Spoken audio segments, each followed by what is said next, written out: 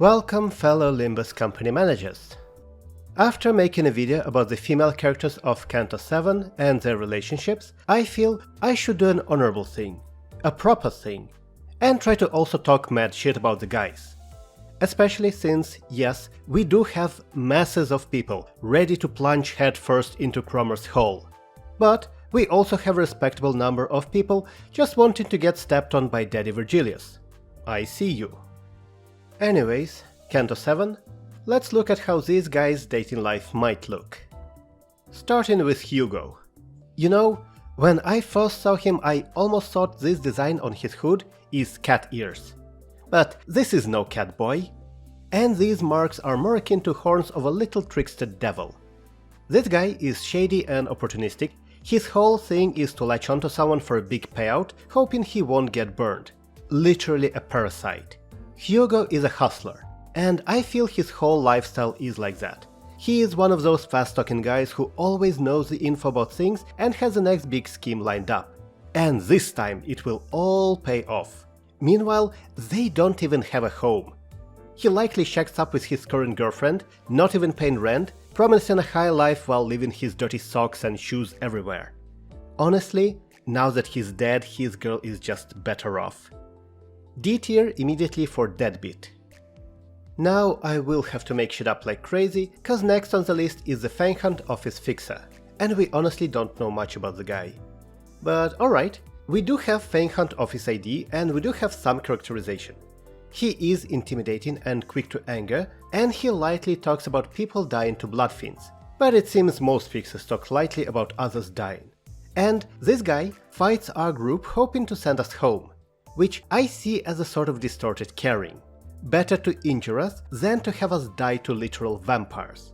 I think this guy is married and has children, maybe a single daughter for maximum drama. Somehow, he learned about the horror that is blood fiends, joined Fanghunt Office, and hunts vampires now, killing their families to protect his own. In time he definitely got too obsessed with it, so his marriage probably deteriorated, he got divorced, and rarely sees his children these days, if at all, while still thinking he does it all for them.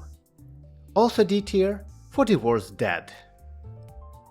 Romero is also from the Fanghunt Office. He is a named character and a leader. He acts friendlier, but I actually see less compassion from him. He is not as intimidating, not quick to anger, and initially seems kinder, but he is as cynical as the rest and almost joyfully anticipates the death of the newbies on the contract. So the dude is cold. He is just good at presenting himself as a public face of the office. Hard to say what brought Romero into this life, but he seems like a typical vampire hunter leader. He has fully embraced the hunter life, never staying in one place, never forming long-term relationships, always preparing for the next job.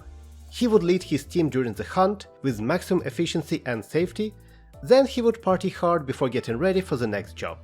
Relationships for a guy like that would last a few hours at most. Romero gets H tier for hunter lifestyle. Next up is Camille, who single-handedly made the city that much worse by confirming we have internet and streamers here too. That's the horrors I honestly did not expect. I wonder, which corp is responsible for the existence of the internet and what kind of atrocities they have to enact to make it work? Is it I-Corp? Are they the internet company here? Is TCP/IP in the city stands for Torture Commencement Protocol, Intricate Punishment? Sorry, I got distracted there. Camille feels like a fake personality, playing a character for the public. That's why he is quick to assume the same for Don during the briefing. He denies it for himself, but you know, I do not think I believe him. I hear there's a lot of streamers and VTubers drama these days, and I absolutely can see him taking part. He probably has a girlfriend, and posts about how happy their relationship is, cause it's good for views and likes. But I wouldn't be surprised if he sleeps around with his fans just because it's easy to do. Camille gets S tier for streamer, but I think it's only right to put this tier all the way down now to keep it in the correct order. Don't forget to like and subscribe if you agree. Faithful Servant Wei is next. Though honestly he'll probably get a lot more character development in Canto VIII, but I did talk about Xiao Chun in the other video, so it's only fair to talk about him here too. The guy seems to not be based on any of the Red Chamber characters, rather he just represents servants in general, and he is specifically an attendant to Honglu's little sister. I will maintain the opinion that he has influenced her more than her own family, and rightly so. Wei seems to be serious, attentive, dedicated, and not just because it's his job. He apparently genuinely cares about his charge, unlike some other servants I can now mention, to the point of taking the hit intended for her. Now some may say that the master-servant relationship turning into romantic feelings, of course when Xie Chun is of appropriate age, would have been a nice story here. But I think they just won't be able to see each other like that, Wei especially.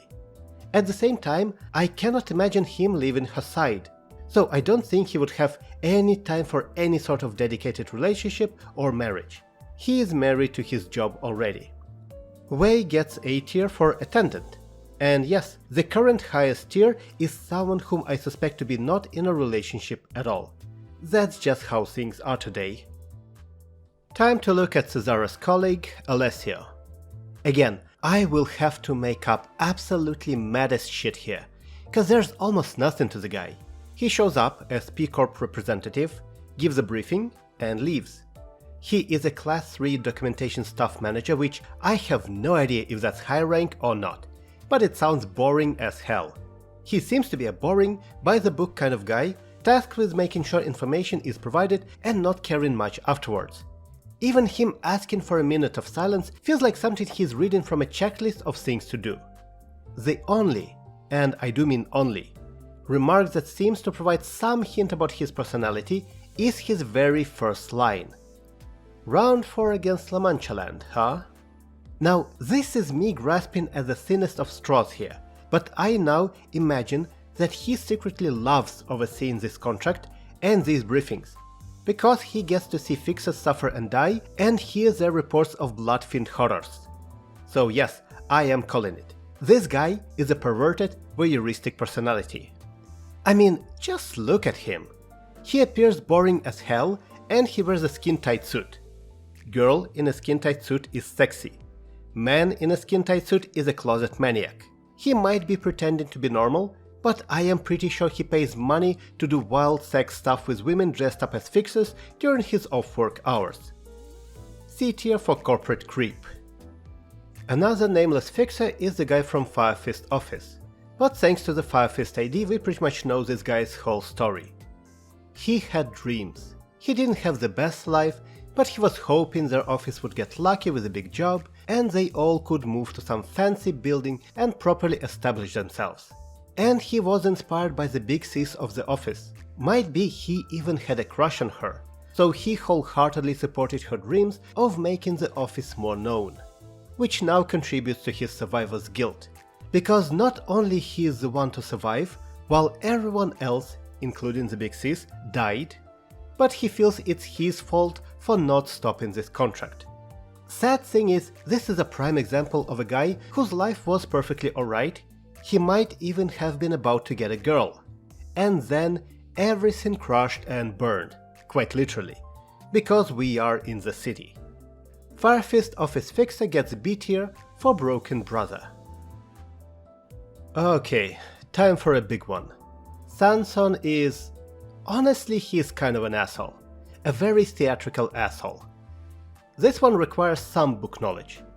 In the original novel, Sansón is a university student who appears in the second book and joins the barber and the priest in their attempts to shake Don Quixote out of his delusions and back into reality.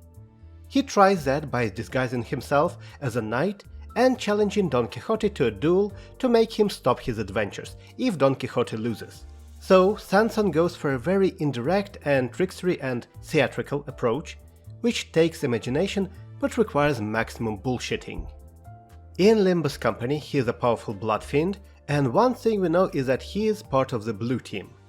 That already kinda disqualifies him from the dating scene, because would any blue team member ever think about personal relationships?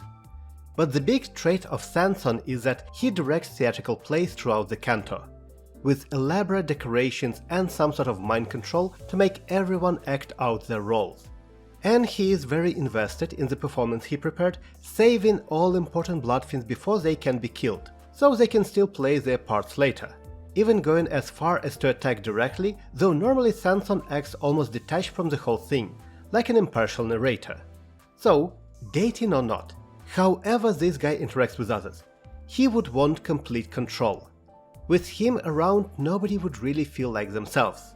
You know that feeling in relationship when you're being remade into something you're not, and you can't do anything about it? Yeah, that.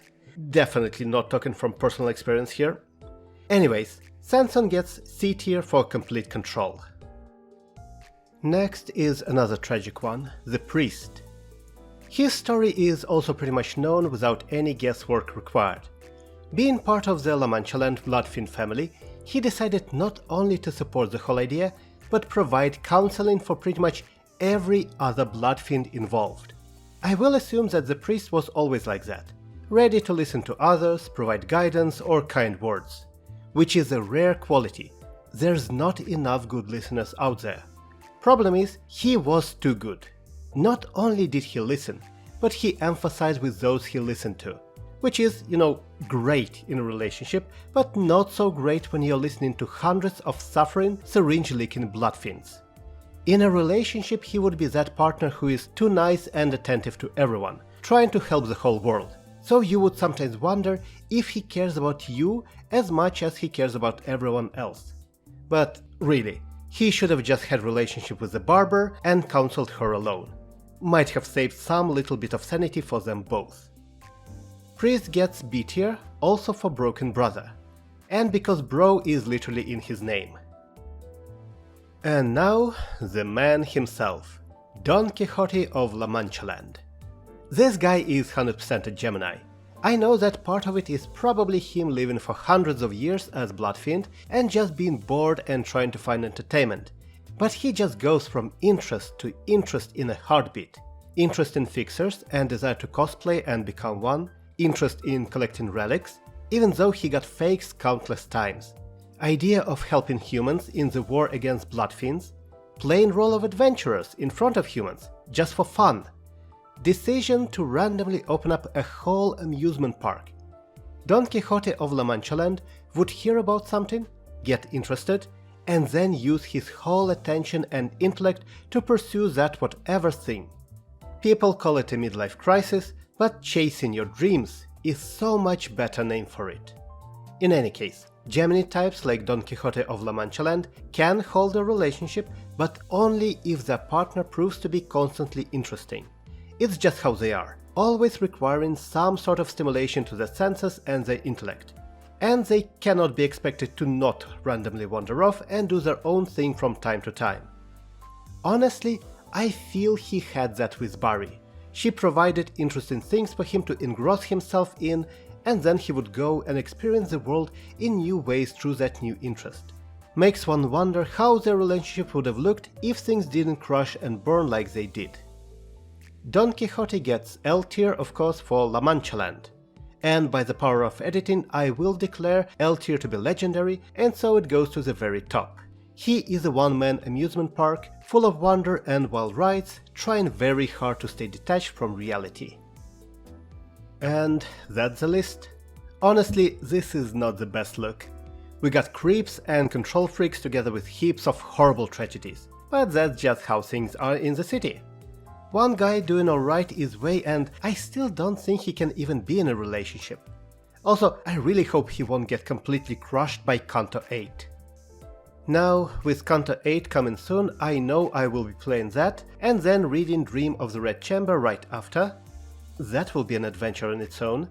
But making these characters' videos made me take another look at Canto VII, and I think I have things to say. So this might be the next video. But for now, that's it, and stay safe in District 8.